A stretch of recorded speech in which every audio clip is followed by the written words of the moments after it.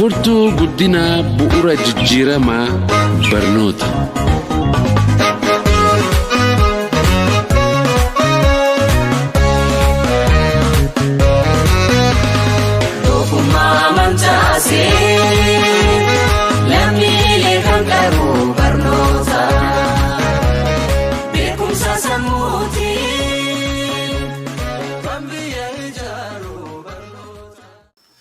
Harka fuunee daawwattoota Birmaduu Miidiyaa nagaan Waaqayyoo bakka jirtan hundumaatti hunda keessaniif haa ta'u.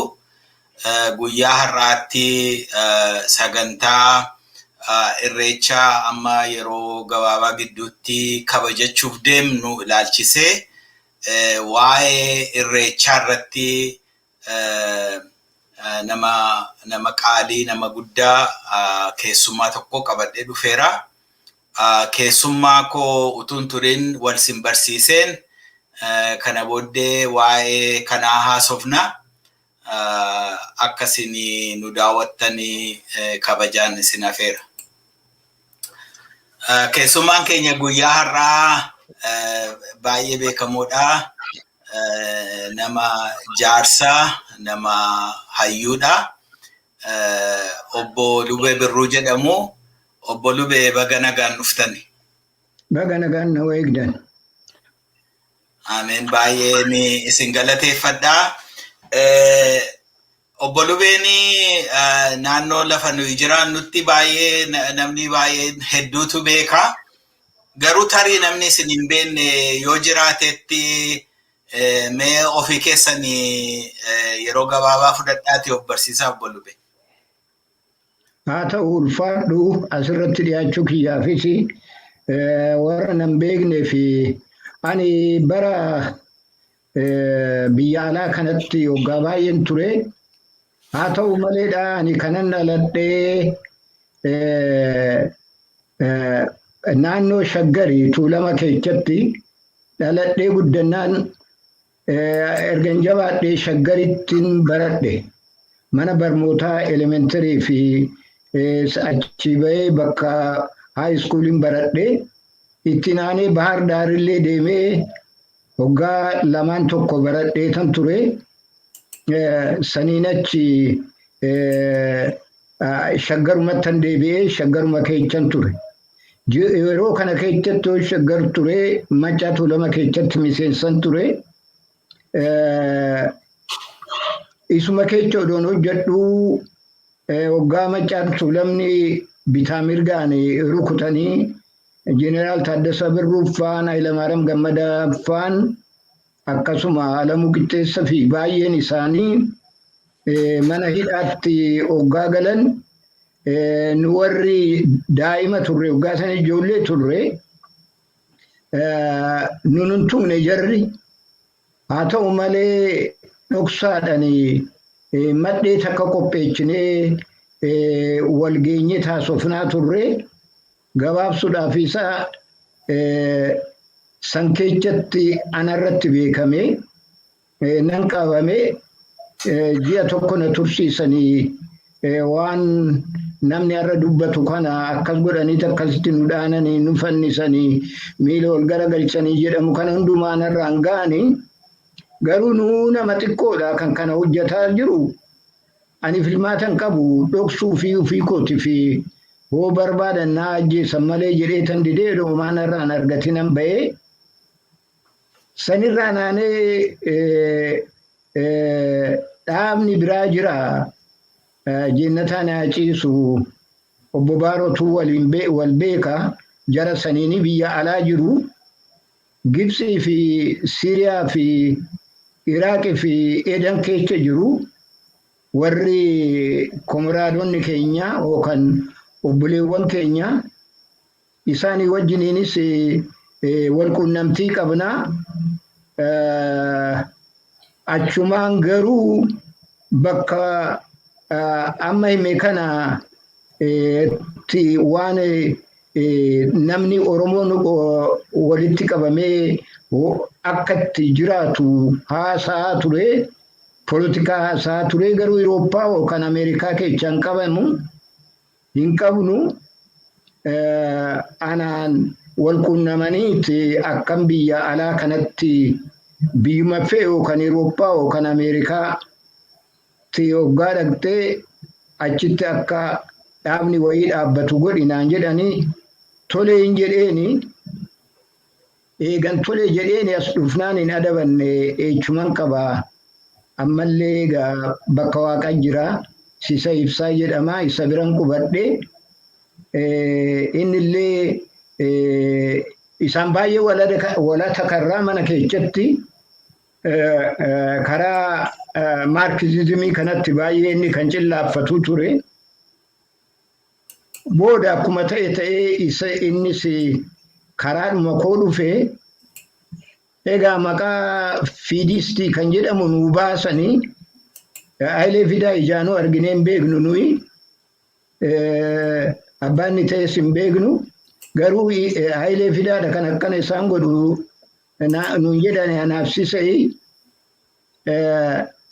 dhaabuma Itoophiyaa kana keessa turre booddee warra nu fakkaatu fudhannee isaan keessa yaanee dhaaba Oromoo biyya kana keessatti tokkummaa bartoota Oromoo biyya Ameerikaanii jennee dhaabnee booda warri bartoota ta'an baay'een bartoota ta'uu dhiisanii hojjetootuu ta'anii fixatanii barmoota isaanii lakki maqaan kun hundumaa walitti hin qabu jennee tokkummaa Oromoo biyya Ameerikaanii jennee hamma dhiyoo kanaatitti tokkummaa Oromoo biyya Ameerikaa kan jedhamuun achi keessatti baay'ee hojjannaa turre. Kana duwwaa odoon ta'in adda bilisummaa Oromoo Jeneraal Koomaand jedhamee biyya hoggaa jiru hoggaa ture odoo baaronfaan hin du'ini hoggaa biyya ture odoo fiildiin naqini odoo rakkoon achitti bakka fiildiitti isaan walakkaatti hin dhalatini baay'ee wal quunnamtii qabna warra shaggar keessa jiraniini achigaa qabee wal quunnamtiin keenya hin dhaabbanne addi bilisummaa Oromootis biyya keessa duwwatti odoon ta'in bakka tokkotti biyya ollaatti oofisa banuu jalqabee nuunis wal quunnamuu jalqabanii nu kam ijaan hin agarru malee bilisummaa dafiin hojjannaa karaan nu hojjennu sirriidha jennee hamma ammaatti karaadhuma sanirra jirra. Egaa adda bilisummaa Oromoo wajjiniin hojjetaa jirra. Mootummaan ce'umsatis hoggaa dhalatuu numa keessa anallee fuudhanii ambaasaadara bakka tokkotti ta'eetan ture Afrikaa keessa. Addi bilisummaa Oromoo mootummaa ce'umsaa keessaa baanan anis ba'ee biyya kanatti deebi'ee dhufee qabsoo itti fufee egaa duubni kiyya kanaa jechuu kooti. Baay'ee hedduu galatomaa obbo Lubee guddaan sin galateeffadhaa baga nagaan dhuftanii qabsoo kana keessatti bara dheeraa turtaniittu Maccaa Tuulamaatii kaasee waa'ee isaa yeroo biraa tariitti deebinee walii wajjiniin haasofna. Amma garuu naannoo jiraannu naannoo Washington DC kanatti gaafa Oktoobar 3 ayyaana Irreechaa kabajachuuf deemna. Biyyattis iddoo adda addaatti namoonni kabajachuutti jiru Oromoonni. Iddoo tokkotti immoo rakkinnis isaan quunnameera. Mee waa'ee Irreechaatti hadeeminu gaaffiin koo inni jalqabaa. Irreechi maali? Eessatti kabajama? Iddootti kabajame iddoo murtaawaatu jira moo iddoo adda addaatti kabajamuu danda'a? Isa jedhurraa eegallu duraan dursee irreechi maalidha mee nu ibsaa? Egaa irreecha yeroo hundumaa kan si tolu taate irreechan dura irreecha fi odoo irreechin ta'in waan godhamutu jira. odoo gubaa yookaan ibsaa hin ibsin hin irreeffatan. Kan dursu ibsaadha. Ibsaan kun gubaa siin jedhuun bakka bakkatti ibsaa siin jedhuun garuu erga Minilik gubaa yookaan ibsaa kana dhoowwuu dadhabee ufuma waa barreechanii masqal kan jedhamu maqaa itti kennanii masqala kanammoo biyya kiristaanaa addunyaarra jiru tokko keechallee kan hin jirre ortodoksii Gibsiillee kan hin qabaanne kan ollaa walitti dhiyaatan jechuu kooti kan Aleksaandariyaa jiranii. Kan biraa ortodoksii biyya baabiiftuu Awurooppaa keechas jiran keecha kan hin jiraanne kopuma isaaniititti dhoo isa waan akkanaa kana qabu hoo dhaabuu dadhabne itti makamne maqaa kiristinnaa yaa kaafnuu kan jedhamu. Ammallee dhaabbanne wanni suni bifa akkasiitiin nu yookaan gubaa yookaan ibsaa jennaani kana nurraa fudhatan. Isiidhuman xinnoo ibsee irreecha bira dhaqa tartiiban jechuu kooti. Gubaani bara haaraa irraa bara moofatti bara moofarraa bara haaraatti ceenee hulluuqnee jechaadha.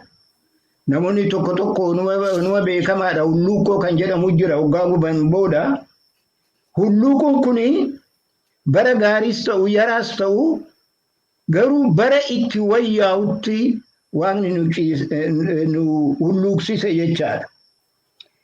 Inni amma xinnoo takka sirni isaa namni imaltuun karaa deeme qeesaatti deebi'a. Dargaggeewwan loon bobbaasanii lafa margi jiru itti bobbaasanii sa'a 4-5 yookaan sa'a 6 fagoo kaloo bitatanii bara bittaan fi gurgurtaan dhufe kana durillee bakkumatti tolee tikfatu bitatanii dargaggeewwan godaananii achi turanii ji'a 4 turanii isaan bara deebi'an. Ganna dukkana namni wal keessa deemuu hin danda'u. Ganni gurraacha namni manatti galuuti isaanirra jira. Maaliif kana ta'e bokkaan mataan isaa duumechi qorri rakkoo baay'eetu jira ganna. Haa ta'u malee odoo ganni jiraachuu baate namni hin jiraatu. Ganni kun maal qaba? Duumecha qaba. Duumechi suni bokkaatti geeddaramee lafatti harca'a. Hin rooba jechaadha. Eega roobee booddee margatu marga. Marge sani loontu nyaata. Loon dheedanii saawwan hin cobu. Sani heeffannan gaanatti gadi taa'u. Quufarraa kan dhufe raaddeen hin dhalu dhadhaan hin baay'ata. Kanaaf ganni kuni ganna quufati jedhanii ganna kanatti eebbisu ganna jibbamuu miti waan hedduu waan bareedaa qabee waan dhufuufifi kana kuni waan tokko. Egaa gubaarratti gubaan kuni ibsaa ibsu. Ibsaa gugaa ibsanii ganna san keechaa birraan nu bariite mooyi amma nu bariiteerti bariitti ceenee jirraa jedhu. Ibsaa saniin agarsiisu. Namni tokko hoo ibsatu abbaan warraatii fi haati warraa ijoollee isaanii maatii isaanii wajjiniin yookaan namoonni mooraa tokko yookaan foonaa tokko keessa jiraatu walitti dubbatanii daamotii hidhatanii yaa'anii bakka tokkotti irreeffatu. Saniin achi ollaan akkuma jiruun ollaa jechaan akka baay'een isaanii gosa tokkotu ollaa tokko ta'a. Extended family jechaadha. isaan tuttaa eenyu angafni jedhu isaan keechee ebelu baasee jira mana isaatii baafnan hundumtuu dhaqanii qe'ee nama saniititti ibsanii sirbanii taphatanii saniin achi amma okelee fi irreecha fi buna qalaa fi waan hedduu itti fufu sunigaa gaafa halkan galgala ufiif ibsuu kan namaati ganama odoloon mooradhaan yaa'iin kan waaree jedhama kan looniiti kan ta'u saniin achi gaa sirni isaa dheeradha achi keessa seenu amma karaa irreechatti deebina. Mena naqa tokko waa'een gubaa kun sila yeroo jettanii dukkana gannaa keessaatii ifa birraatti ceenee jettanii. Eeyyen. Inni gubaan kun yookiin ibsi kun isa akka agarsiisitti mul'isuu fi ilaa dukkana ifa kanatti dabarre dukkana keessaa jedhanii akka agarsiisatti gargaaramu. Eeyyen maalifi kan darabaa darbe deeme lagni kan guute namni wal keessa deemuu hin danda'u haadhatu ilmoo ishiin argin kan deechellee ganna keessa hoggaa deechee karaan naqanii gaafataniin hin jiru birraa eeggatu ce'uudhaaf wal arguudhaaf ijoolleen darabaa loon fuutee deemtee hoggaa san deebi'u hoggaa lagni gadi bu'ee ceesisuu danda'e loon daakuu hoggaa danda'an deebi'u imaltuu kan deeme hin eegama eebbisteet haati fi abbaan eebbisee haati warraa eebbifteet namtichi deeme ji'a 5 turee raawwatee deebi'a ililchanii gammaduudhaaf gubaa kanarratti akka dhufuuf hawwii qabu kan ayyaantume baay'een isaanii hin deebi'u kan duula deemee jira hobiitti nagaa qabaachuu baatte duula sanii nagaan waan hundumarraa hafee kan manatti galeetu jira isaafis kana hundumaafuu gammachuu isaanii halkan qixxee kan Oromoo ta'e wal ta'anii yeroo tokkicha biyya isaanii san keessatti biyya Oromoo keessatti ibsaa kana ibsu booda hiikan isaa karaa biraa ta'e Oromoo walirraa fageechuudhaaf kan kiristaana ta'e kan islaama ta'e kan waaqeffataa ta'e walirraa fageechuudhaaf minilik mataa isaati kan kana godhe ibsaa keessatti ufii isaati anis harkan keessaa qaba jedhamee matsaafni barreeffamee qophaa'e bakka fedhan hoggaa dhaqaniin argani illeenituu masqala kiristoosii dukkanaan askaroota ishii lafa qofforsiiftee bakka masqalli kiristoos itti dhalate sanii masqala san baaftee achi sirbaa deebi'anii dhufanii kanaafi guyyaa suni guyyaa ittiin masqalli sun argame masqala san irratti namni hunduu fudhachuudha wal lolaan Itoophiyaan akkuma taate walakkaa isaa odoon ta'in waan foorzii isaa fudhattee biyya kanatti hin galtee Aksuumitti hin galtee jedhanii waan fikshinii waan hin jirre yeroo ammaa kanatti namni fudhatu an hin beeku waan jiraatu natti fakkaatu inni immoo gummaada masqal jedhama as jira jedhanii isaan kan teeworii barreechanii namatti faranjiin dhageessisuma dhiifti itti manii kana kan ta'e akkasitti nu harkaa butan deeffachuun hojjaa keenya falamachuun hojjaa keenya ammallee badee biyyeen taane ummanni keenya jira nu jirra afaan keenya qabamne hamma yeroo dhiyootti Oromoo waa'ee isaa kan dubbatamne godhee waanuma isaan nurratti hojjetan gaariidha jennee raawwannee dubbanna hadhaadhuma isaan nu obaasan waan gaariidha jennee afaan mimmi'eeffanna kuni sirrii miti kan keenya isaanin dura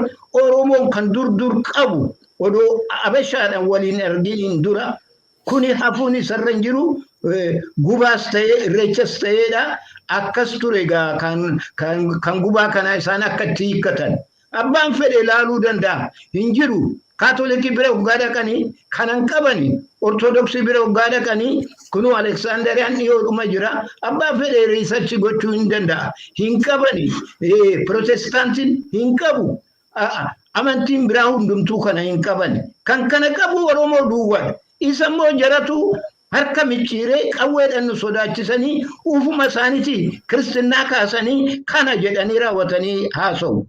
Amma Addis Ababaadha garuu waa baay'eedha kan barreeffame maqaan isaa Finfinneedha yookaan Gullalleedha. Isaan garuu humnumaan Addis Ababaa godhatanii biyya lafaa hundumaa amansiisanii jiru. Kan gubaa kana immoo yookaan kan ibsaa kana hamma danda'ametti Oromoo keenya kan baay'ee amantii isa dhaquu fi qabatee irratti jabeenya qabu masqala kana akka waan waaqan ta'in Oromoon waan hin taane irratti hojjetuutti kan laalan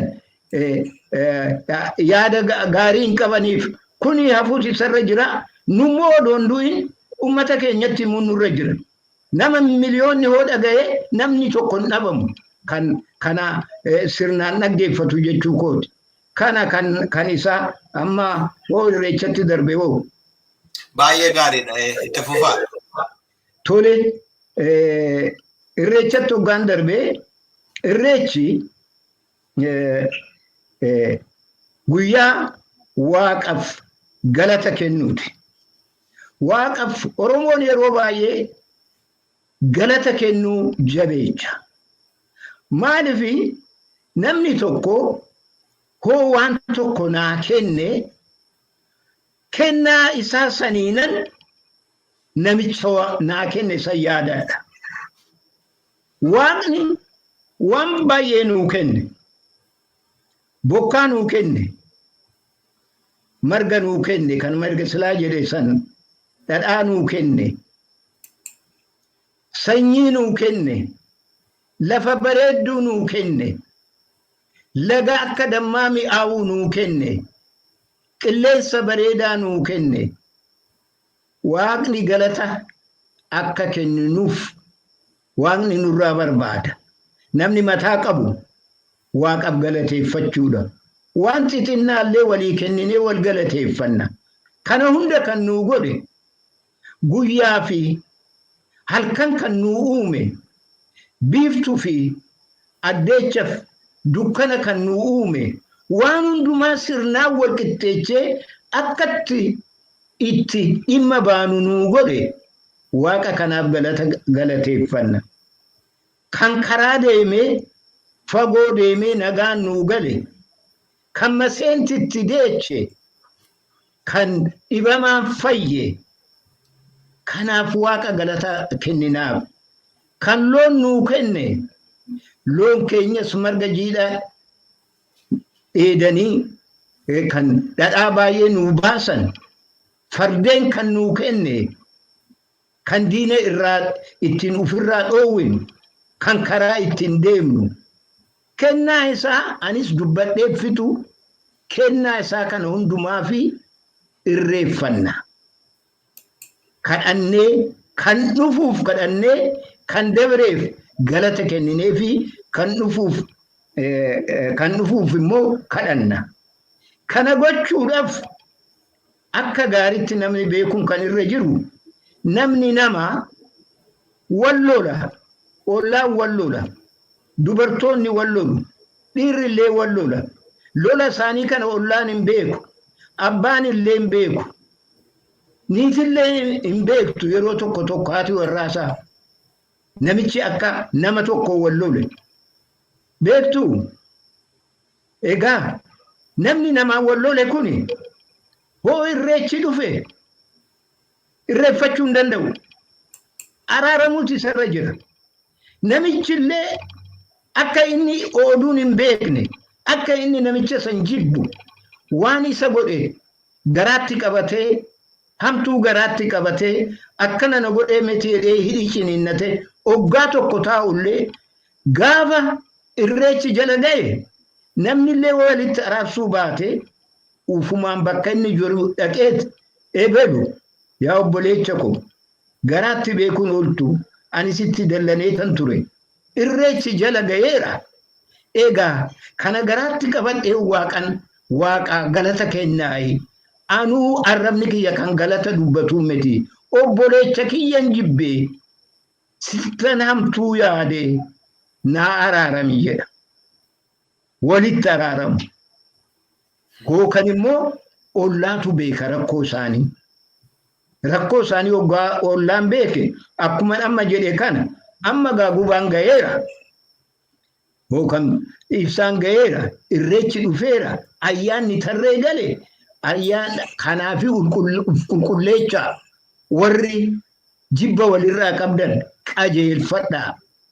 Kan isinii wajjin bakka tokkotti taa'ee nyaatee dhugu tokkollee hin jibbinaa. Warri wal jibbitan kaati araaramaa jedhu. Achiis kaanii raawwatanii araaramu. Dhiqame jechaadha. Bara haaraa kafana adiidhaan garaa qulqulluudhaan walitti araaramuu jechaadha. Ollaan akkas walii godha. Kanaaf irreechi kan dabre kan nu goote galata keeti jedhanii kadhatu. Kan nufuuf immoo jedhanii waan garaa isaanii yaade kadhatu. Waan garaan isaanii yaade jechuun waan gaarii jechuudha. Nagaa naa kenni, kan ilmoon qabaanne ilmoo naa kenni, kan waan gaarii waan ijaalatu hawwu isuma kadhatu. Isa kadhatan san wargatan gammachuu isaaniiti. Wargachuu baatan immoo waaqan komatan. Wayi jira waan nanan ittiin guuttatin jedhame deebi'ee waaqa kadhata. Mee kan na jalaa dhokate maalinni atumti na qajeelchi jedhee waaqa kadhata. Bara dhufutti araarama nagaa ta'u. Kanaaf Oromoon hammana baay'atu kuni akkanatti wal jaalalaan wajjiniin jiraata. Oromoo afaanuma Oromoo nama dubbatoo gaarge kanaaf garaan keenya walitti naa. Gaaruma illee oduu waliin hin jedhin wal bira dabarra mimiidhannee wallaalla. Kanaaf garaan keenya kan walitti jiru irreechi oggaatti gaaf tokko waliin araaramuun guyyaa araaramaa guyyaa garaa qulqulleeffatanii waaqa kadhaati. Irreechi kana amma irreechi kuni eechatti godhamaadha. Akka gaariittani maayisas. Irreechi namni amantii biraa qabu amantii isaaniitiin wal cinaa qabee nu kana qabnaa isaanis kana qabu nu kana qabnaa isaanis kana qabu kan jedhamuuni nummoo kanan qabnu waan qabaachuu waan kana qabaachuu baannee fi sababa qabna jedhanii sababa isaanii san tarree galchu. Kan Oromoo kan oggaa irreeffatan kana sirnatu jira. Sirna irreechaa kanatti wanni irra hin ka'a maqaasaa akkatti deemani mataa dura durba duudatu deema. Duudaa jechaan hin beektu kan dubra taate jechaadha. Ishiin ijoollee daa'ima wajjiniin warra dhiiraa wajjiniin haawwan eegaa itti aananii deemu. Ijoollee ofiitis ijaan eegaa olii gadi fiiganii nama keessa akka hin banne ijaan eegaa deemu. Warri dargaggeewwanii dhiichisaati isaan silaa namni isaan qobu hin jiru bakka faffaca'aniituma sirbuu namatti makamu. Warri immoo gurguddaan duuba yaa'u. Oggaa yaa'anii araaraaf deemnaa jedhu. Laala amma duraan namni tokkoon walitti araaramee jedheera. Amma immoo namni gamaa gamanaan margarratti obaa bishaaniitti irratti waan tokko irratti wal loluutu jira. Walii tumsuutu jira. Haa xinnaattu malee gandi tokkoo fi gandi tokkoo ajjechafillee wal barbaadu ta'a. Sababa kanaafi amma araaraaf deemnadha. Malkaadha kan naqan. Malkaa ugaa dhaqanii gamaa isin dhufa. Malkaatu walitti fida nama bakka hundumaatu gamanaa isin dhufa. Bitaa mirgaa walitti yaa'u. Kana keessa kan jibbanii fi kan jaalatantu jira. Yookaan gosa xixiqqoodhaan wal lolu walii tumsuudha jedhanii Sababa kanaafi akka kana hin taane hooyaa'an waaqa kan kadhatan eechaf deemna araaramumaaf deemna araara barbaanna waa malkaa kanatti irreeffatu araara barbaada yaa waaqa atis nu araarame balaa bara darbee nurraa qabi lammata nutti hin deebisini jedhanii balaa darbee waaqni akka nu araaramu namoonni wal lolan akka araaraman gosni wal lole akka araaramu hiriyaan waliin oodan akka araaraman haati warraa dhirsa jalaa deemte ijoollee maatii hookan dhiiftee hookan qabdee deemte akka araaraman kana hundumaaf waaqa kadhataa hoggaa deeman wallee miti walli suufii miti waaqa kadhaadha araaraaf deemna araar yaa waaq jedhanii kadhatu egaa akkasitti hoggaa kadhatanii namni hundumtuu garaa suufii qulqulleechee jechaadha gosni durii daboo fa'aa irratti wal barbaadee shimalaan wal hareene gaafa sawwanni akkasii sun hin jiru walitti makamanii dhiichisu wal dhungatu warri wal jibbuu wal dhungataa kana kuni guyyaa guddaadha oromoon kan oromootti araaramu akka ammatti waan akkasii suni baadiyaa keessatti unuma jira ammallee baadiyaa keessatti unuma jira sirni alagaa itti galee namni xiiqii qabatee walillee hubuu danda'a. Kana gaa irreechi bakkeen itti ta'u immoo bakka tokko miti akkuma jedhe malkaatti. Amma ani kana yaadadhu nima. Malkaa waasi bakka 100 caalatti bakka 200 caalatti maaliifi tabba maccaa jalaa ka'ee hamma dhaqee tuulamaa fi maccaa qarqara deemee deebi'ee tuulamatti galee tuulama bakka lamatti baqaqsee bachoo keessa yaa'ee soddoo fi bachoo qarqara godhatee karrayyuutti qayyeelee achiin dacha'ee Affaar keessa seenee biyya Affaaritti nagahee jedhee lafa lixa bishaan laga Hawaasa. Egaa bishaan kanatti bakka bishaan jiru kanatti laga kanatti namni hundumtuu ni irreeffata.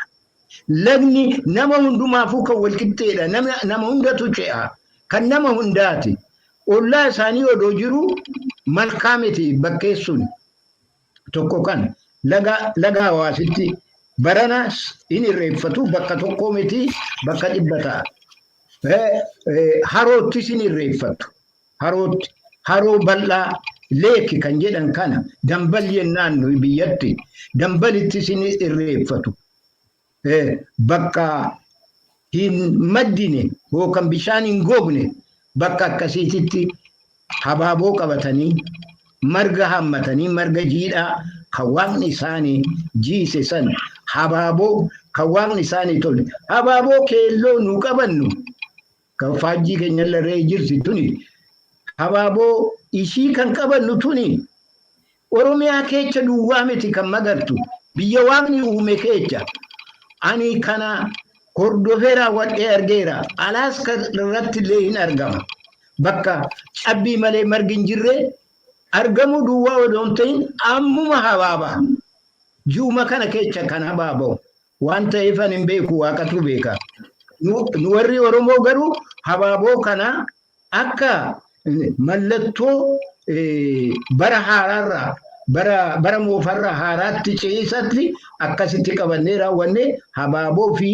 marga waliin maknee laga dhaqna bishaantu magarse marga san bishaantu habaaboo godhe dhaqnee raawwannee laga san qarqara hookan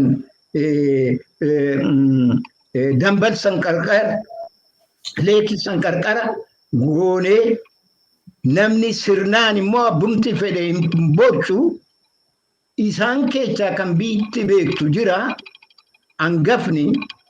angafaan ati eebba banii jedhuuni angaftichi eebba banaa ufii isaati yoo dadhabe waaq nagaan na oolchite nagaan na bulchite asiin nageeche karaa kan fuula duraatiif immoo waan gaarii natti agarsiisi jedhee kanarraa naanee eebeluu kunoo bakka koo buufadheedha achumatti kan akka gaariitti beeku jira eebba hundumaafuu kan ta'e bakka bu'aa suni maqaa isaatiin ka'ee eebbifataa kana kan jiru irreechi bifa akkasiittiin kan irreeffatamu na irreechi Oromoon beekuun kan jiru irreechi bishooftuu duwwaa miti bishooftuu ani dur odoo akka ammaan ta'in dur nan naqaan ture shaggar waanan jiruuf asfaaltiin kan tole waan ta'eef mana oolurra nan naqaan ture irreechi warra qaalluttiin irreeffatama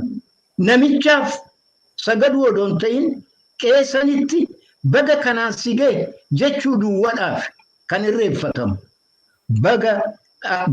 bakka kana bara kana hoofalte nagaan ceeti jedhanii warra qaallutti isin irreeffatamu irreechi tulluu hangafaatti tulluu eebbatti hin irreeffatama galata midhaan margee tole kan irreecha lammataati akka tole galata waaqarratti tulluu koranii waaqaaf galata kennu irreechi odaa jalatti irreeffatama odaa sanitti odaan nabame qilxuun jiraat qilxuun yoo jiraachuu baate laaftoon jira wanni jiru mukni guddaan kan gaaddisa namaa ta'u kan dadhabaan jalatti bayyanatu kalloon aduu dheechanii jala ciciisan bakka akkasiititti hin irreeffatu maaliif mukni sun nama maal godhaa jira waan gaaddisa kenna tola kenna horiin kaffalchiisu mukni suni muka san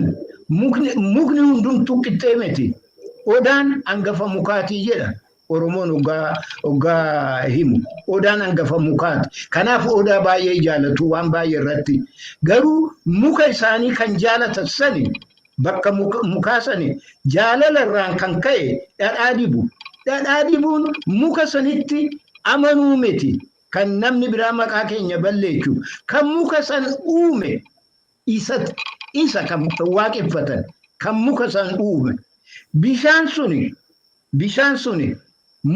bishaan sanitti sagaduu miti bishaan sanitti buluu miti kan bishaan san nuu kenne jedhaniiti kan bishaan san uume bishaanii waraabda waan feete goota muka sanis hoosafuu sodaachuu baate namni unuma mura maaliif namni baay'een kan ittiin dhimma ba'u namni tokko uf jaalataan tokko muree balleechuu danda'a ufirraan noogu garuu muka sanitti miti bishaan sanitti miti tulluu sanitti miti iddoo filatu manni qaallutis iddoo filmaatati malkaanis iddoo filmaatati horri arsadiitis iddoo filmaatati burqaan finfinneetis iddoo filmaatati aqaaqinis iddoo filmaatati iddoo filatanii bakkuma isaanitti dhiyaate bakka isaanitti tole bakka gosni isaanii jiru iddoo sanitti kan godhatan na kanaafi maleedha akka warri biraa baay'ee dogoggoran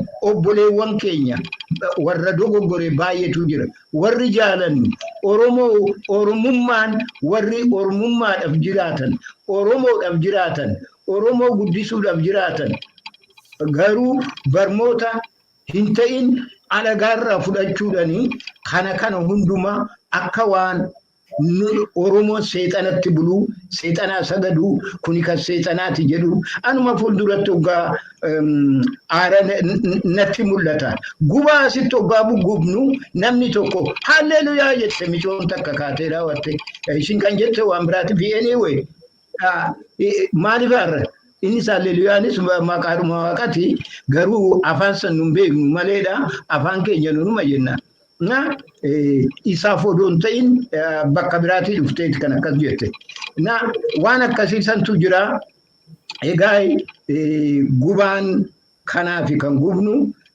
gaafii biraa itti dabalte ibsuun danda'a akka karaan naa banamu. Baay'ee hedduu galatoomaa obbo Lubee dhugaadhumatti as taa'ee waan baay'een hubachaa qabiyyees qabachaa ture waan baay'ee dubbattani keessa hunda isaa deebi'uu nan barbaachisu tokkoffaa waa'een irreechi waa'ee galateeffachuuti, waa'ee nagaa, waa'ee nagaa sammuu fi qaamaa, waa'ee waloomaa harmanii isa jedhamu walii galuu, walii wajjiniin jiraachuu, walii wajjiniin deemuu tii jettanii waa'ee araaraati. Ani duuka bu'aa amantii kiristaanaati. Amantiidhaan yeroo isin namni nama obboleessa isaa tokko irratti waa qabate, garaa isaatti waa qabatee jiru tokko utuun irreeffatiin fuulduraa dhaqee obboleessa isaa wajjiniin nagaa buusuu qaba jettanii, kuni barsiisa amantii kiristaanaa keessas kanuma jedha. Namni tokko aarsaa isaa fudhatee fuula Waaqayyoo yeroo dhaabbatu, yoo garaa isaatti obboleessi isaa waan itti darbe tokko, waan itti qabate tokko yoo jiraate yeroo sanatti yaadatame, aarsaa isaa sana lafuma sana kaa'ee dhaqee dura obboleessa isaa wajjiniin araaramee deebi'ee dhufee aarsaa isaa dhiyeessuu jedha. Inni isin jettan kanuma. Akka adda biraatti namni akka adda addaatti hubachuu danda'a. Garuu dubbiinsaa dubbii galateeffachuu, dubbii Waaqayyoon sodaachuu, waa'ee harmonii waloomaa kana yeroo dubbannu safuutu cabe jechuudha. Miti yoo waloomni hin jiru ta'e, walii wajjin nagaadhaan hin jiraatu taanaan safuun sun iddootti deebi'u jechuu. Inni kun hundumti isaa dhugaadhumatti baay'ee kan hundumti keenya qalbeeffachuu qabnudha. Oromoon immoo jiidha qabateetu bishaan biratti, muka jalatti, gaara gubbaatti dhaqa. Waa'ee isa jiidhaa sanarra deebitanii tarii nu ibsuu dandeessu. Amma lafa dhaladheetti waan an beeku, yeroo eebbi ta'u kaloo jiidha ciranii fidaniitu jiidha sana qabateetu qabattee aaga qabadhu jedhanii eebbisu. Eega jiidha sana qabatee booda qabattee aaga qabadhu, jiruuf jireenya qabadhu, miillaan lafa qabadhu, harkaan waaqa qabadhu jedhu. Kuni isuma kan Oromoo durii sanaadha kan waan jedhu. So waa'ee jiidhaa sana natti himtu. Garuu wanti isin dubbattani namni nu dhaggeeffatus akka hubatu kanan barbaadu, Oromoon bishaanitti sagada miti, Oromoon mukatti sagada miti, Oromoon gaaratti yookiin tulluutti sagada miti. Waaqayyo isa bishaan kenneef, Waaqayyo isa muka kenneef, Waaqayyo isa gaara kenneef, Waaqayyo isa qabbana kenneef, Waaqayyo isa jiidha kenneef sanati jiidha sana qabatee dhaqee galateeffata. Qabiyyeedhaan sun. Akkas jedhee yaada akka isin itti himtani. Mee waa'ee isa jiidhaa kanatti nu himaati. Achumaan immoo irreechi amma ani namni kiristaana ta'e tokko irreecha irreeffachuun murtaawaadha, nama amantii duwwaadha. Irreechi immoo aadaadha, immoo attamitti hubachuu qabna isa jedhu sitti nu dabaltanii hedduun sin galateeffadha. Okay, kan dura kana isa kan booda kana irraa hin calqabaa. Irreechi Oromoon hunduu numa beeka. Oromoon waaqa tokkotti bula. Waaqanachi tokkollee kan kadhatamu hin jiru. Maal qabuu kadhatu? Waan namaa kennan hin qaban isaan beekan kennamanii. Namni tokko ulee hoonaa kenne ulee san maafan kadhadha. Muka kan nuu kenne waaqa. Muka bareedaa. Garuu muka san jalatti Oromoon itti gammade moo itti hin gammanne? Manjii yoo ta'e bubuqqisanii eeggatu. Hoo biraan dabartuu hin xiraa hin jaalatanis. Loonis hin nyaatu. Reen illee hin barbaaddu. Muka akkasiisan hin jaalatan. Muka jalatti taa'anii bayyanatan. namoonni karaa deemu kan itti bayyanatu sirnuma gadaa keessattis taanan mukni iddoo guddaa qaba. Mukni kun immoo mukuma hundaa miti. Muka Oromoon jalatti waa hojjechuu danda'u kan gaaddisa ta'u, kan bokkaa irraa dhoowwu, kan aduu irraa dhoowwu, kan immoo eechatti walagarra ugaa jedhan bakka akkanaatitti jedhama. Ji'oogiraafiin beekanii odaa warra ebeluu jalatti walaa geenyuu jedhu, birbirsa warra ebeluu jalatti jedhu, karaa warra ebeluu beektaa ugaa jedhan odaa warra maalii bira ugaa dabartee hammana deemteeti qe'ee warra sanii dhaqxaa jedhu. Waan baay'eedhaan kun waan beekamaadha. Sababa kanaanii hin jaalatu.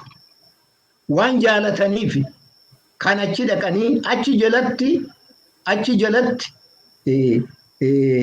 muka san jalatti kan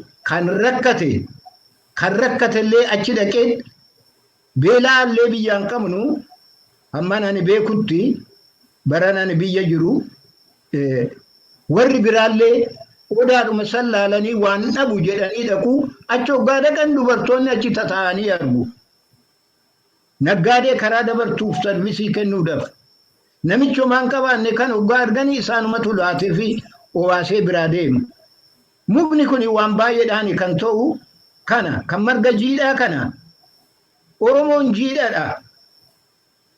Warri diina keenyatu akkasuma nuun jedhu irra naachoo nuun jedhu baga waaqni nu jiibse gogarra maal arganna bobeeffachuun malee wanni biraan jiru. Jiidhaan garuu jiidha bobeechuullee hin danda'amu nama rakkisa. Baay'ee irratti carraaqanii beezi lafaatti naquutu isaanirra jira. Jiini jiidha waaqatu jiise. Bee waan hundumaa waaqa nuyi galata kan waaqaa kenninu waan ijji namaa dhageechi argite. Waan gurri namaa dhagaye hundumtuu hamtuu waan hin ta'iniin achi. Hanna waan hin ta'iniin achi. Mortuu waan hin ta'iniin achi. Wanna gaarii kan namni barbaadu hundumaa kan namaa kennu waaqa. Kennaanuu isaa kan kenname maaliif kadhannaa?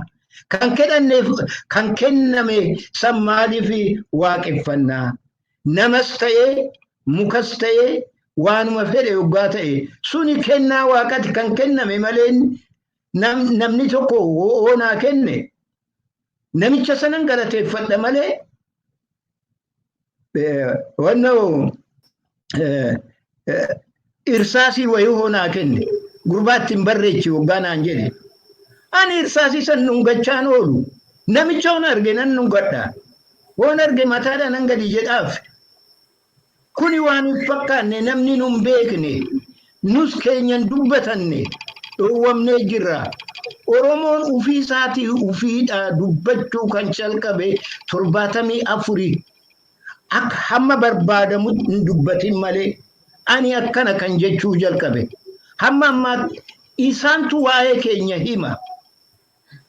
Isaantu waan nu taanu nu hima. Wanni goonu hundumtuu kan waan hin jaalanne jedhanii isaantu hiika. Kunigaa warra duudarraa waan akkasiisan kan arganne homaa waan irraa baranne hin jiru. Margi jiidhaan kanaafi jiidha malee namni jiraachuu hin danda'u kana beekudha. Wannoo gammoojjii Saharaa keessa maaltu argama? Wanni margu hin jiru. Ashawaa duwwaadha hin nyaatamu. Namni maal irraa godha? Rakkoo meeqa argeeti warri baqattootaa kun bakka waan magariisaa ta'e tokko argamu waggaa ga'anii lubbuun isaaniitti deebite. Yaa waaqa amma bakka akkanaa geenye jedhanii namoonni deemananii warra barsiisaa kootu natti waggaan baradhu sani warra Saharaadhaan darbu. Baay'ee rakkoodha namni mannis walirraa hin jiru. Maal argama sanirraa? Egaa kan keenya waaqni waan jiidhaa jaalannuuf marga keenya nuu kenne, caakkaa jiidhaa nuu kenne, isinimtuu na argitu. Akkuma godhee waaqni kana nuu kenne. Kan namni hundumtuu nurraa fudhachuu yaadu. Kan namni hundumtuu biyya keenya keessa dhufee taa'uu barbaadu. Nu kanarraan buqqaane amma ammaatitti biyyuma keenya keessa jirra. Anillee as jiraadhu warri biraay irra jiraan isaa. Na kanaafi jiidha siyaa kennu jechuun waan guddaadha. Eebba caalu jiidha jechaan. Na kanas hin jedha. Baay'ee hedduu galatoomaa. Waa'ee dhuma mukaammaa sila yeroo dubbattanii anis ofii koof waanan dhaga'ee argee beeku Oromoon muka jalatti wal ga'ee yeroonni muka sana dhadhaadibu jira. Dubbiin kun waan isin jettan irraa kanan hubadhe dhadhaadibuun suni dubbii amantii utuu hin ta'in dubbii jaalalaati. Muka guddaa kana Waaqayyoon nuu kennee galma nuu ta'ee jalatti nama wal lolee araarfannaa achi irratti wal geenyaa simbirri waaqarraallee achitti dhuftee boqotti iddoon sun iddoo gaariidha. Kanaaf jaalala qabnaa fedhanii jaalala agarsiisuuf malee hojii amantii miti. Muka sanatti sagaduu miti waan jettan natti fakkaata miti. Eeyyen siruma kana kan namni akka gaariitti sii galeera. Jaalala kanan waan tokko jedha. Amma dubartiin takka mana namaatitti hoggaa gorte dubartiin takka warra haadha ebeluu tan dhaqaa jetti. Hoggaa achi dhaqxe mana warra jaalattuu dhaqxi warra hin jaalannes hoggaa seente. Dubartiin mataa dura rifeensa waliin laalu. Hoo rifeensi keechummittii tana dhadhaa ofirraa hin qabaanne as seentee akkanatti hin baatu jettee dhadhaa dibdee gallakkisti. Gammachuun kan dibdurra kan dibattu santu baay'ee ani waan yeroo dhibba caalaan arge. Mana warra kootitis dhufanii mana warra biraatis ta'ee dhadhaa diban malee gadi lakkisan. Nama jaalattu dhadhaa dibda. Fuudha fi heerumni gaafa dhufe warri abbaatis kan heerumsiisu warri kan fuusisu warri intalaatis kan heerumsiisu ijoollee isaanii wal bira teechisanii dhadhaa dibu. Hoo fuudhaa ba'u haati hoo jiraachuu baatte adaadan hoo jiraachuu baatte lammii keechaa kan itti dhiyaattu dubartiin dhuftee adda tuttuqtiin irris numa tuttuqaan hoo baay'achuullee baate hoo kan akka duritti akkuma gaariitti dibu shurrubbaa san adiidhaan burreechanii gallakkisu hoo kas ta'uu baate amma xinnoo dibu haa ta'u hiyyummaanis jira. Wanni biraatis namnis dhadhaa kana baay'ee jaalala baay'een qabanii dibatanii deemuu jechuu kooti wanni baay'een dhalatee jira. Kanaaf amma na fedhiin qaban. Haa ta'u maleedha aadaa waan ta'eef aadaadha kuni amma aadaadha kanan haasa'u kan waaqeffataadhaan addaan baaseera. Aadaa waan ta'eef kana dibanii waan jaalataniif dhadhaa dibanii gallakkisu. Naman jaalanne dhadhaa akkanumaan lafaa ka'anii hin dibani. Taakka gubaadhaan dura gubaadhaan booda meetanas naa dhagaa. Erga gubaa godhanii booda loon waaree yaasu. Waaree erga hoo guyyaa ta'e karaa guyyaa walakkaa ta'utti hoggaa dhiyaate loon ol naqu yaa jiran. Loon hoggaa ol naqan loon isaanii sun galata qabu. Galata waaqaa odoon ta'in waan loon sun isaaniif godhu qotiyoo ta'e hin qoteefi gateettiin isaa hamma luqqa'utti gateettii dhadhaa dibu qotiyoo qoteef qottuun hundumtuu qotiyoo ofii dhadhaa dibuu qaba.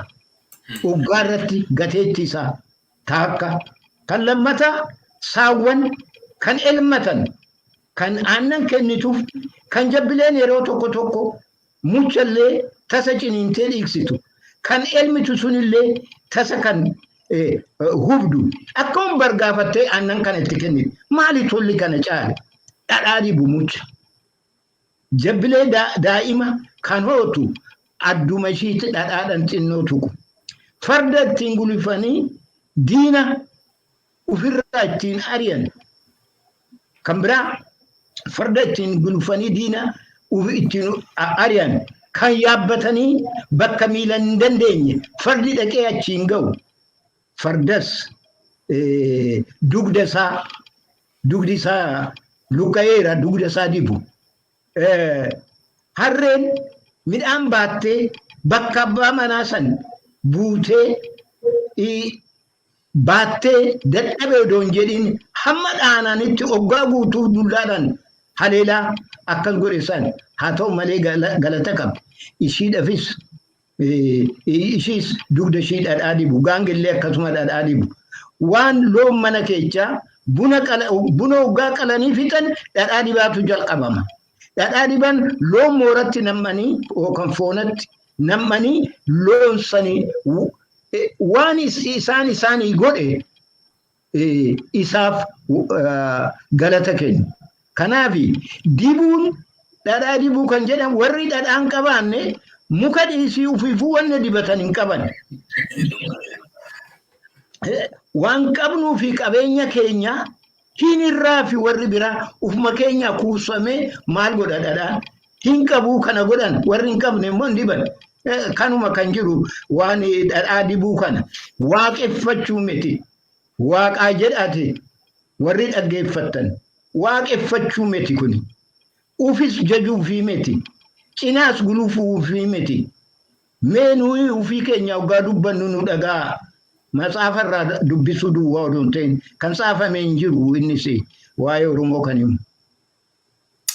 Hedduu galatomaa obbo Libee dhugaadhumatti hedduun sin galateeffadha. Hunduma keenyaa fi barnoota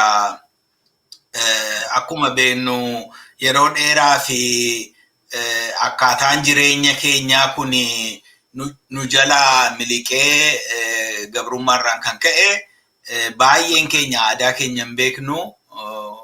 Kanaaf nama biraatu waa'ee keenya nu hima yeroo isin waa'ee isaa jettanii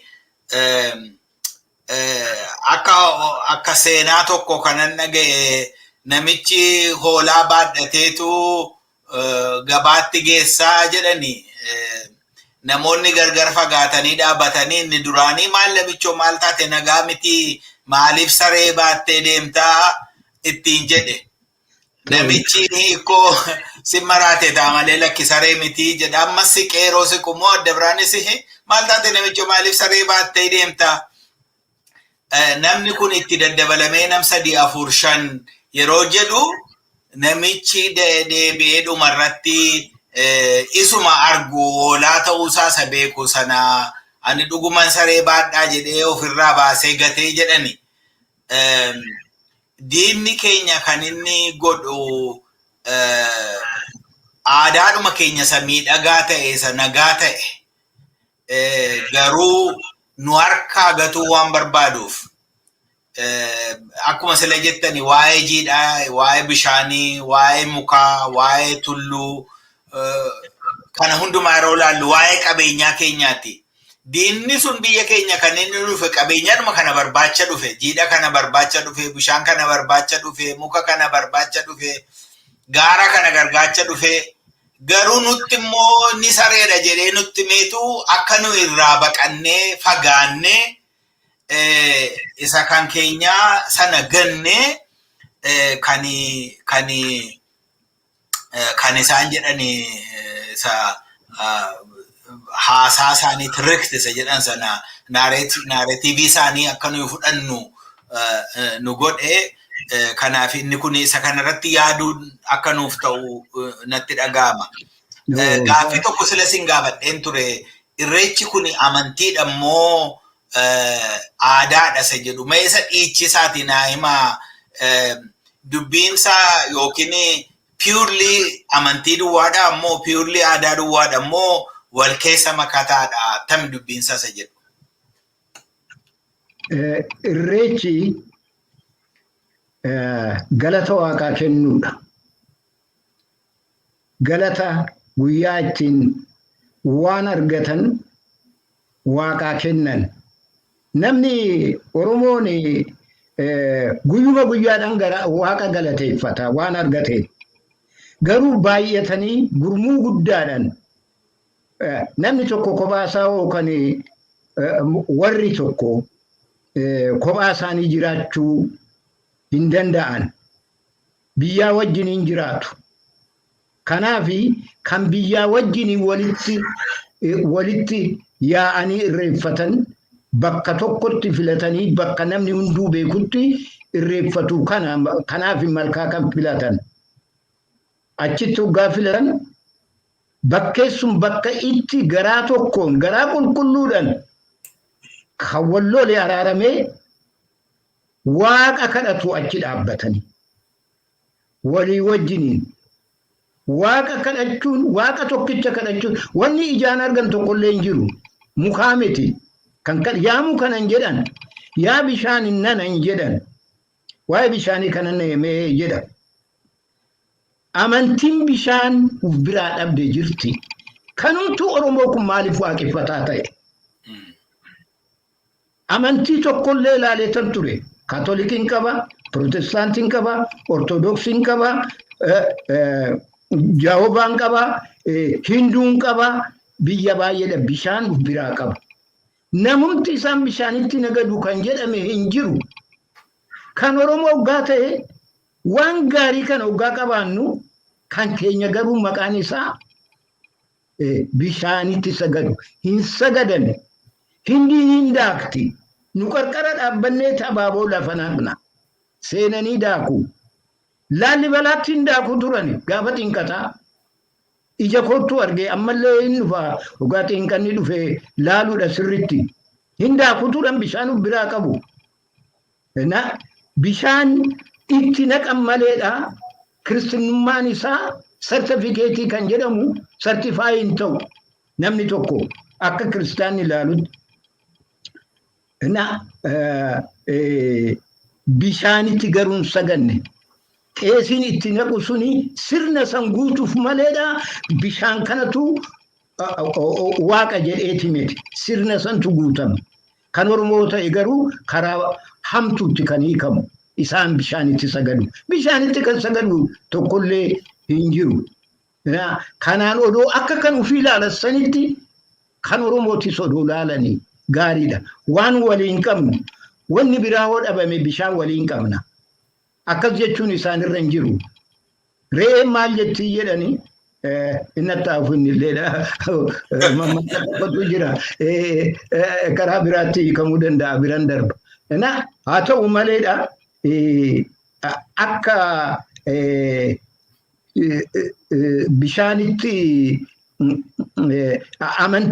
amantiin kan waaqaa duwwaadha. Dhugaan amantiin waaqa tokkicha. Oromoon yeroo hundumaa waaqa tokkichaadha. Waaqa tokkichi kuni abbaan fedhe amantii waaqa tokkichatti bullaan waaqa jechuun isarra hin jiru. Allah jechuu danda'a. Wannoo jechuu danda'a. እግዚአብሔር jechuu danda'a afaan Amaaratiin. Garuu waaqa anaaf waaqa isaaf እግዚአብሔር Islaama fi Allaadha. Warra biraatiif hunduu afaan qaba. Afaan isaatiin waaqa waama. Waaqni maqaa tokkichan qabu. Isatu afaan namaa uume. Afaan namaa kenne. Afaan saniin immoo isa akka kadhatanii afaan isaanii keessa kaa'ee kan kadhachiisu waaqa. Kanaafi afaan fe'aniin waaqa galateeffachuu hin danda'u. Kan isaan fuuldura dhalatan jiru. Waaqa fi namicha waaqni uume fi waaqa jidduu abokaatoo wayiin jiru. Kan kara lachuuntu himee lakki namni kun nama gaariidha. Akkas jedhee raawwatee waaqatti himee waaqa walitti araarsu kan akkas jedhamu hin jiru Oromoo keessa.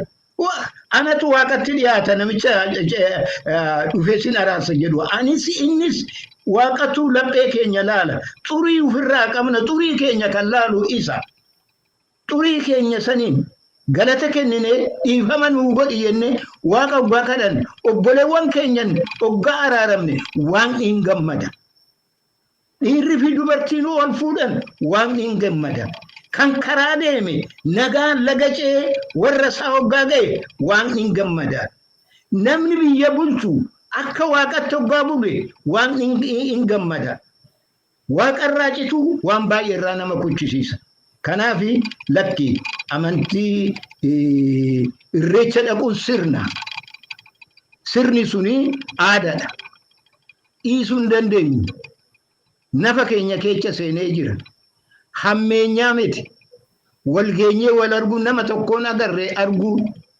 Namni wal dhabee bara baay'ee du'eef jiraateen hin beekne wal arguun kun hundumtuu nu gammachiisa jiraata. Kanaaf kuni kan akkanaa kun aadaadha. Aadaa keenya sanii aadaa akkasii nuu kennuudhaaf waaqa galateeffanna. Galanni kan isaan badee. Hedduu galatooma obbo Lubee baay'een sin galateeffadha.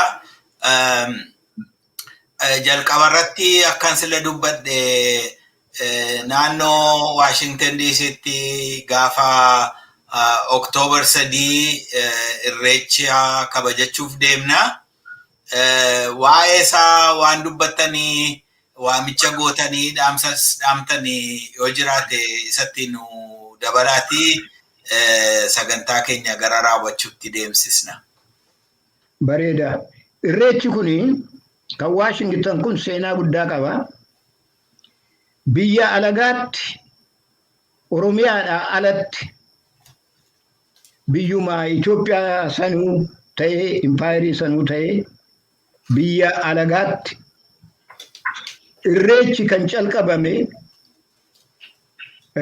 Washington DC'tti.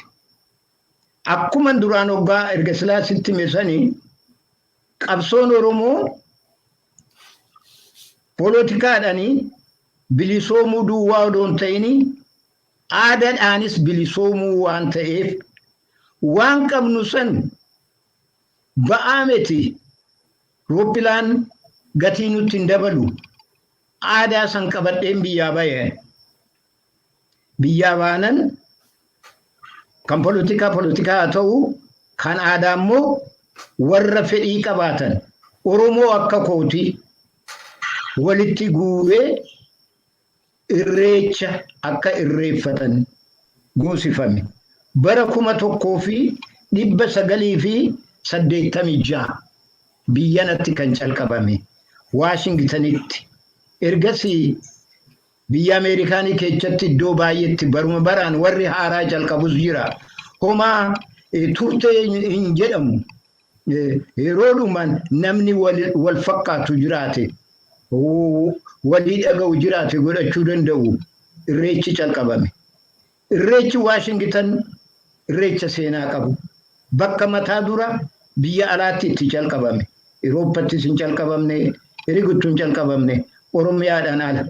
Kuni asitti kan calqabame kana gammachuudhaan irreeffanna. Gaafa October 3 saniin booddee sirni biraa jira. Sirna hurursaa fa'aatu jira. Sirna hurursaa bakkatti maqaa baafatani. Ilmoo hammattee maqaa baafatta. Sirni hurursaan kuni. Maqaan baafattu yookaan kabbadaa yookaan baqqalaa miti. Irreecha irratti sirbi bahe maqaan bahe maqaa Oromoo ta'uutu sarra jira. Abbaanii fi haati maqaa baasuu fi danda'u. Warri immoo hurursu kuni duraan dursee abbaa fi haadha gaafatu. Maqaa isaa abejjee yookaan darajjan baasee foggaa jedhe. Warra achi jiruuni maqaa kana jaalattanii jedhu demokraasii Oromoo kan jaalatu hin jiru hin beekna. Saniin achi maqaa eenyu barbaaddu jedhanii warruma gaafatu. Maqaa Oromoo tokko miidhagsaa yookaan tulluu yookaan guddataa maqaadhuma fe'an baafatu maqaa Oromoo. Irreessi kun sirni kunis bira darbeetan ture amma kanan itti dabale. Na maalin ni laatu wanni rafadhe jira. Lakkisaan irraan fannee dhaamsa yoo qabaattanii isa jedhu ture. Kan Washington kana warri kana dhageechan namoonni Washington keessa jirtan yaa jirana koottaa halaaluma dhaabbadhaa illee ilaala warri gammachuu irraan qabaatin waan barsiifnu jira waan barattantu jira waan nu taane isinii waan waliin taane isinii wajjin achitti hojjechuu jirraa achitti irreeffannaa hiriyoota keechan michuu keechan hunda argitu kuni hundumtuu edaa nama keenyaa iyyeettu nama wajjiniin hojjettan kan walitti hin dubbanne hundaa wal agartu yaa ummata Oromoo kan biyya Ameerikaanii jirtan barana bakka hundumaa dhufu jedhamee natti himamee jira waamichi godhameefii jira warri dhufanii raawwatanii asitti walii wajjiniin gammanna asitti wajjabeechina nuyi sanyii keenya warra keenya biyyatti dhiibne xinnoodha nuyi kan biyya alaa jirru baay'ina keenya kan amma ijatti waan baay'atan nutti fakkaatu kana wal jabeeffannaa wal agarraa isin yaannaa wajjiniin sirbinaa wajjiniin bashannannaa galata wajjiniin afaan tokkoon garaa tokkoon waaqaa kenninaa hammasitti waaqni nagaa isinaa kennu warri dhageechan gurri keechan aagaa yaa dhaga'u warri kan hawwitan bakka saniin isinaa ga'u warri haaraan amma fuula duratti nuu dhufu kuni bara dhugumaa bara quufaa baga badhaadhinaa baga gammachuu baga kan ilmoo dhabe ilmoo argatu baga kan dulloome wal'aansa argatu dargaggeechi humna argatu irree argatu barri dhugaa isaanii waaqni dhaga'uuf kana hundumaafuu isin yaa godhu koottaa wajjiniin irreeffannaa kanuman jedha obboleecha koo. Baay'een isin galateeffadhaa obbo Lubee Waaqayyoo isinaa eebbisu yeroo keessan kennitanii dubbii cimaa kana irratti irreechi yeroo galateeffachuu yeroo waa'ee nagaa waa'ee finnaa waa'ee walumaa waa'ee araaraa Waaqayyoon kadhachuu inni kun barbaachisaadha namaa fi Waaqayyoo gidduu araarri ta'uu qaba safuun eegamuu qaba namaaf nama gidduu sun ta'uu qaba yoo sana ta'e duwwaati namni nagaa qabaata nagaa sammuu qabaata nagaa qaamaa qabaata yoo sana ta'e duwwaati jireenya hawaasaa jireenyi maatii walummaa qabaata harmanii qabaata waa'ee kana waan nu ibsitanii fi guddaan isin galateeffadhaa baay'ee fayyaa ta'a. Ulfaadhu atis fayyaa ta'ii maatii kee wajjiniinuu gurri kee aadaa dhaga'uu waan gaarii haa dhaga'uu si haa gammachiisuu barri bara nagaan haa ta'uu bara quufaan haa ta'uu bara gabbinaan haa ta'uu bara misaan haa ta'uu ulfaadhu obboleecha koo. Baay'ee fayyaa ta'a galatoomaa. Dhaggeeffattoota keenya guddaa isin galateeffannaa. Sagantaa kanarraati waan baay'ee kaasnee dubbanneerra.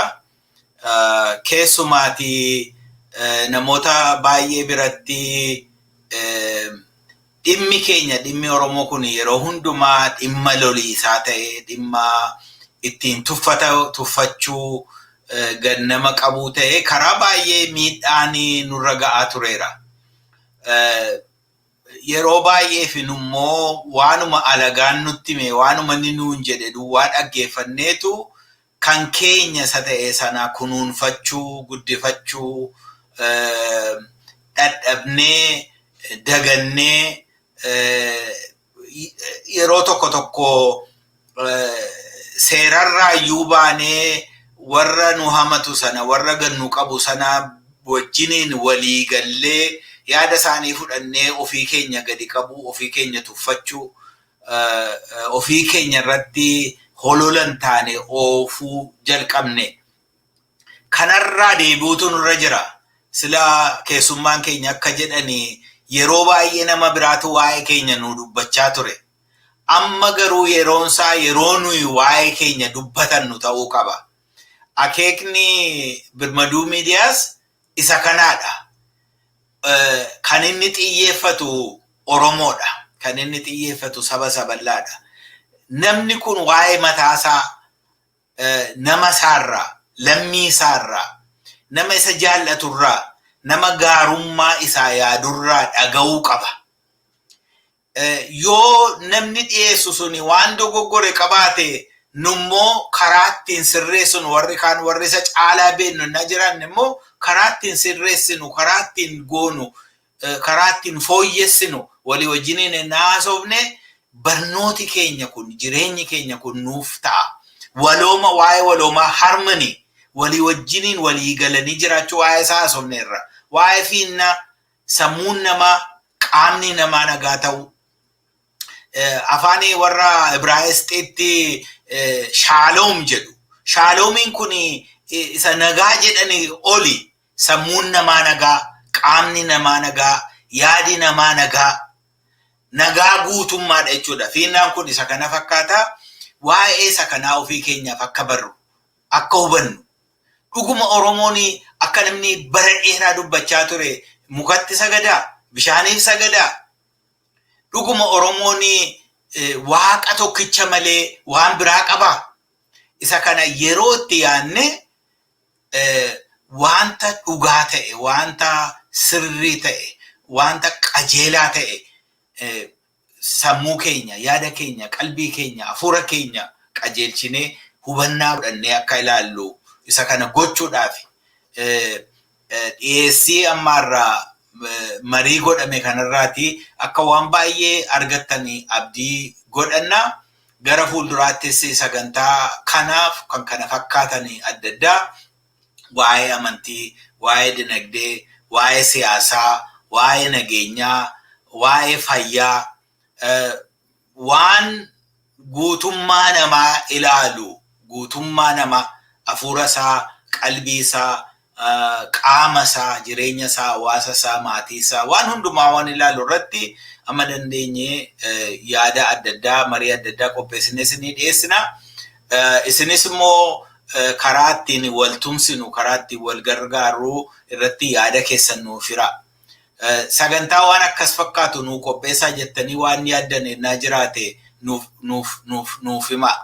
Namni akkasii wajjiniin haasa'annaa jettan nama maqaa nuuf dha'a. Warri dandeettii adda addaa qabdan karaa adda addaa isa kanarratti ani haasa'uun barbaada, marii dhiyeessuun barbaada jettanii nu quunnamuu dandeessu. Isa kana hundumaaf guddaa isin galateeffannaa. Waaqayyo isin haa eebbisu. Nagaa Waaqayyoon jiraadhaa. Furtuu guddina bu'uura jijjiiramaa barnoota.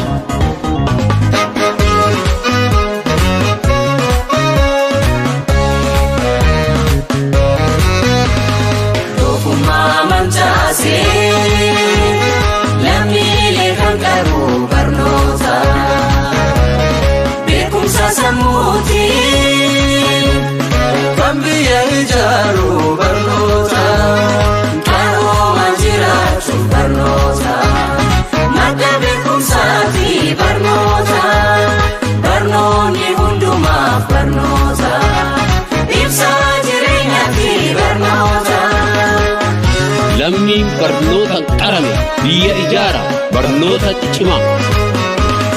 Filannoon cimaan barnoota karoomsa jaadamoosisa imaana gootota kaleessa barnoota qulqulluun jabeessa. Gootonni seenaa darbanii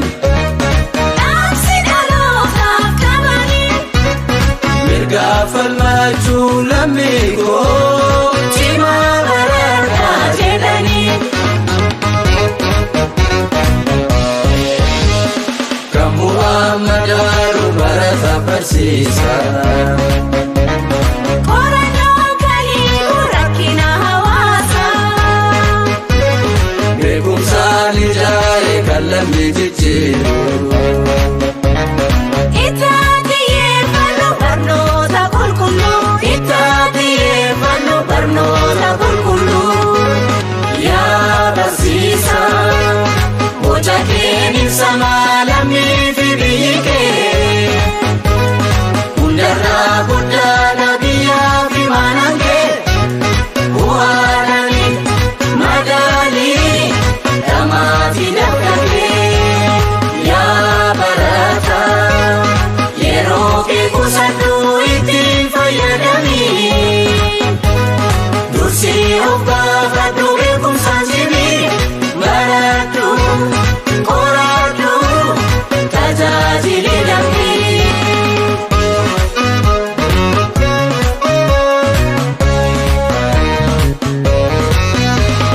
Doofummaa mancaasee lammiilee kan qaruu barnoota beekumsa sammuutiin kan biyya ijaaru barnoota qaroomaan jiraachuuf barnoota madda beekumsaati barnoota barnoonni hundumaaf barnoota ibsa jireenyaati barnoota.